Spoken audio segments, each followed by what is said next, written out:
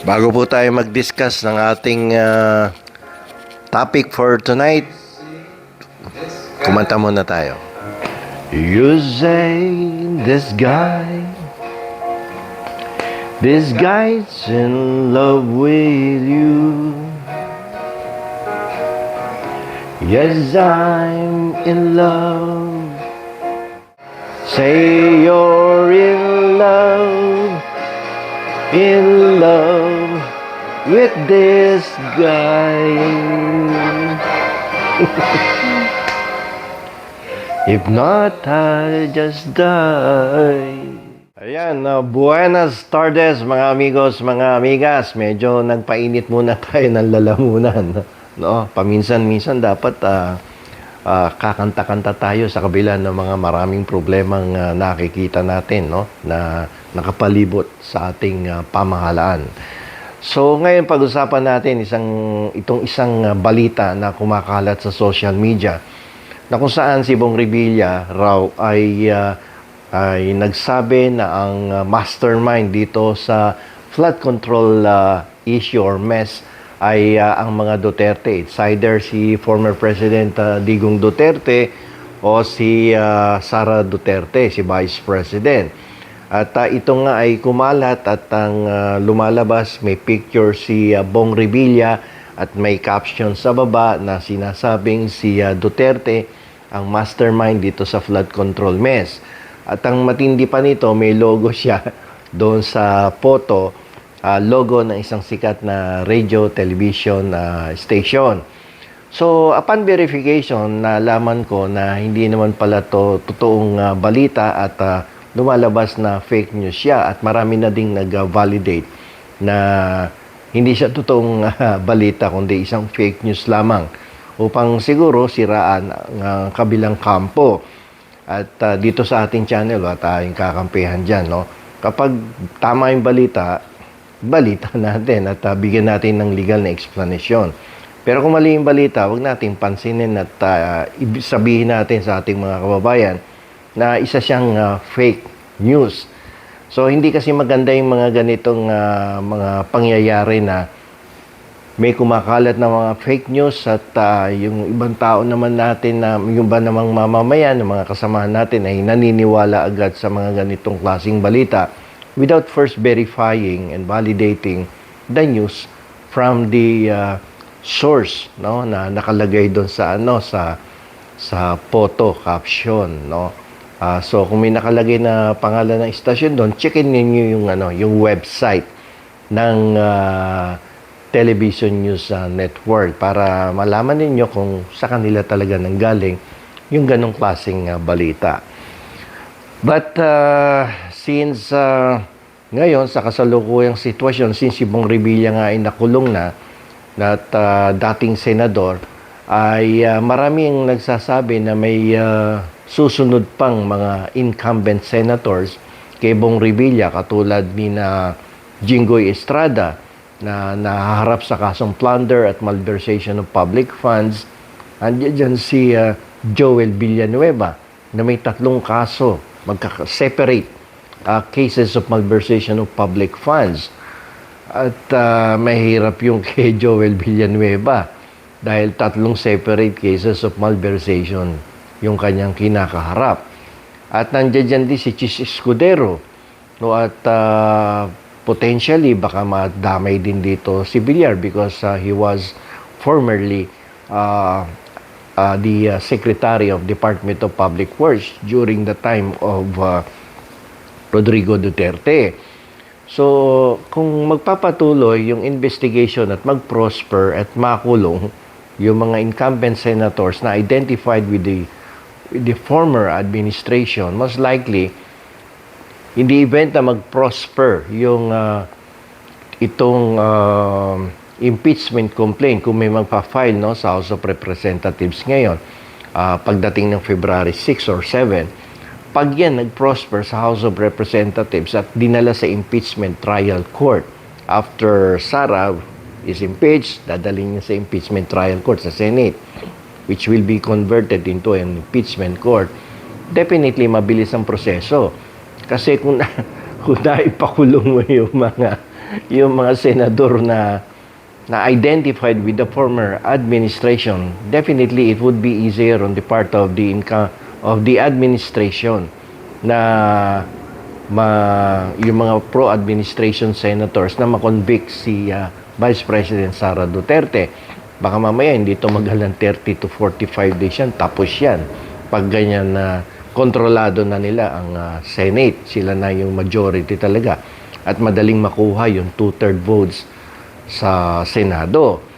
So, kung maaalala ko, one time nagkausap kami nitong isang kasamahan nating vlogger na si Mike Cervera sa EDSA Shangri-La Hotel. We had a coffee there sometime in July of 2025.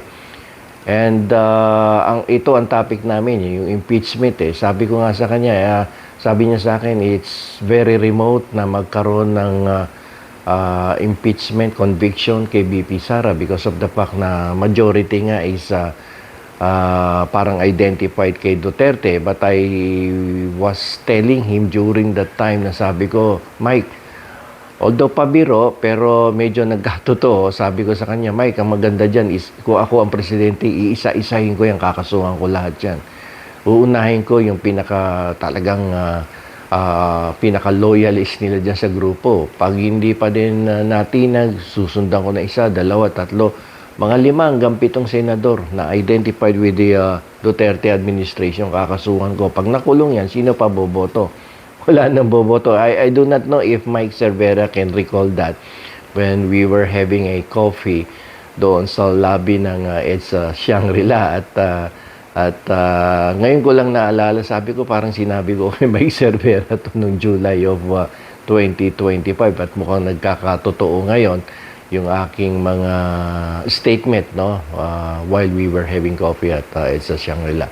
So ganun most likely ang mangyayari dito kapag nakulong yan sina Cheese, sina Jinggoy, sina Villanueva at iba pang senador na susunod sa kanila. Definitely the pro-administration senators will dominate and control the impeachment proceedings, and if that is the case, definitely there will be a conviction against Vice President Sara Duterte. At yan na yun.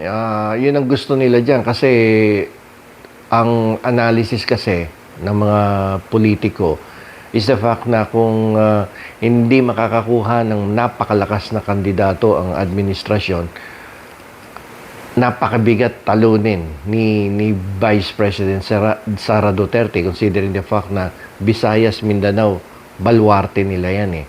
Alam nyo naman sa politika, pag tatakbo ka, no, titingnan mo yung mga area, yung mga probinsya, yung mga regions, yung mga siyudad, kung malakas ka doon. Bilangan ng ano yan eh, ng teritoryo, bilangan ng baluarte yan. So if Sara Duterte will run for president at hindi siya ma-impeach, so ang lakas ng puwersa niya sa Visayas at Mindanao, kung si Bongbong Marcos naman, ang mga Marcos ay malakas sa Luzon. Meron silang solid norte, di ba? But ang dapat mangyari dyan, kung may solid north sila at ang kanilang presidentiable ay manggagaling sa norte, dapat tapatan nila yung kampo ng mga Duterte. Dahil malakas si Duterte doon, sino ang pwedeng bumangga kay Duterte doon na magbabawas ng boto para sa Visayas and Mindanao?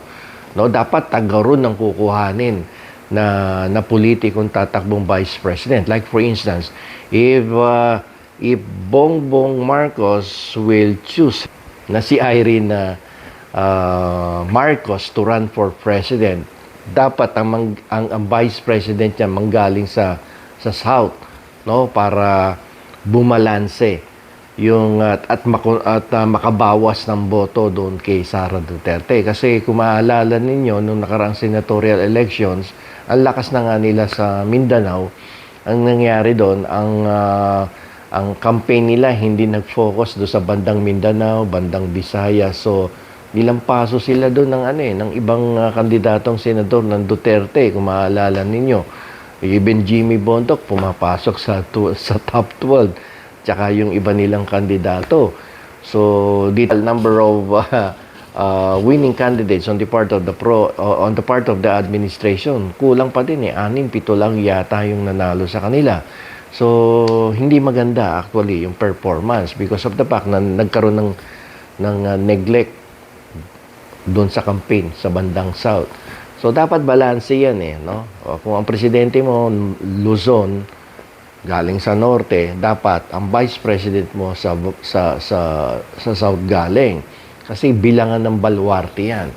So like for instance, kung may kandidato coming from Luzon ang presidente, dapat matibay-tibay yung kandidato niya diyan sa south. Like for instance, sino ba mga taga Mindanao na senador na mayroong baluarte talaga? Andiyan dyan si Mig Subiri. Iwan nga lang natin kung makukursunadahan ng presidente si Mig Subiri kasi mukhang hindi ganun kasolid no, sa administrasyon si Migs. Andiyan dyan si Coco Pimentel. Ito si Coco Pimentel, pwedeng pagkatiwalaan to. Kasi ito, pag nag-commit to, talagang may prinsipyo to. Talagang pag sinabi nito, sayoko, sayoko. Di ba? So, kaya nga lamang, ang disadvantage on the part of Coco Pimentel is the fact na recently, medyo hindi maganda yung naging performance niya sa election because tumakbo siya sa Marikina. At yun ang isang malaking pagkakamali kasi hindi naman siya taga-ron. Taga-ron sila actually. Nung buhay pa tatay niya, nagpupunta ako dyan sa Marikina, yung isang subdivision dyan, yung lumang bahay nila. Kasama ko yung vice mayor ng San Juan before. At although doon siya rehistrado, kaya nga lamang, hindi naman siya nakikita na talaga ng tao na doon siya talaga umuwi at nakikihalubilo doon sa mga Marikina residents. So, sana doon tumakbo sa Cagayan-de-Oro. But nonetheless, kung sakasakali, isa sa potential niya na pwedeng kuning vice presidente if Marcos will be looking for someone coming from the south. Mig Subiri, andyan dyan si Coco Pimentel, at sino pa? Siguro dapat may manggaling sa Cebu kaso wala na yung mga Osmeña. Medyo nag-fade na yung popularity ng mga Osmeña. So, ganun dapat yan, no? At pero for sure kung makakasuhan at makukulong yung mga identified senators with Duterte, definitely the impeachment trial will prosper and most likely may conviction against the Vice President Sara Duterte. Okay? So yan yung mga latest na nangyayari sa ating bansa, no? At paunti ng paunti yung dumadami yung potential na na pwedeng makulong in the next few days and next few weeks. Pwedeng andiyan si Jinggoy, pwedeng andiyan si Joel Villanueva, pwedeng si Chis Escudero ay sumunod kay Bong Revilla. At si Bong Revilla nga nandiyan sa Quezon City Jail at nakita nyo naman talagang walang special treatment. Pati yung damit sinauli doon sa kanyang abogado at ang talagang pinasuot yung kulay dilaw na may nakatatak na BJMP. So mahirap sa parte ng dating senador sapagkat siyempre mahirap ang buhay sa loob at kumpara sa buhay mo doon sa buhay mong marangya doon sa bahay mo na natutulog ka ng masarap sa napakalambot na kama, naka-aircon, pagising mo meron kang masarap na almusal, sa gabi ganun din, may dinner ka na masarap, may nagsisilbi sa'yo, pero ngayon nandoon ka sa loob ng kulungan at kung ano kinakain ng mga pangkaraniwang preso ay yun din ang kakainin mo. Dapat alis na lang kung may nagdadala talaga ng pagkain o inaalaw yung pagdadala ng sarili mong pagkain galing sa pamilya mo. Pero kahit dalang ka ng dala ng masasarap na pagkain kahit araw-araw, lechon yan, iba pa rin yung nasa bahay ka. So, dapat magsilbing aral to sa ating mga public servants at lalo-lalo na sa mga elective officials na alam ninyo lahat ng lahat ng sitwasyon dito sa ating mundo, no?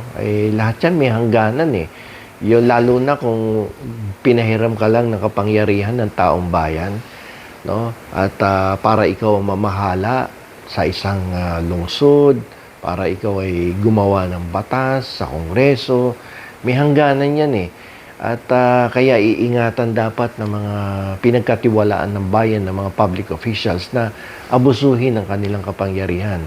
Dahil kapag umabuso ka, dadating at dadating ang panahon na mahuhuli ka. Hindi pa pwedeng hindi ka mahuhuli. Wala namang lihim na hindi nabubunyag kapag lalo na ganyan kalakihan, bilyon-bilyon ng pinag-uusapan na pondong nawawala at kinukuha ng ilang opisyales ng ating pamahalaan. So, yung pagkakakulong ni Bong Revilla at ng mga susunod pang senador at kongresista, sana ito po ay magsilbing aral sa kanila na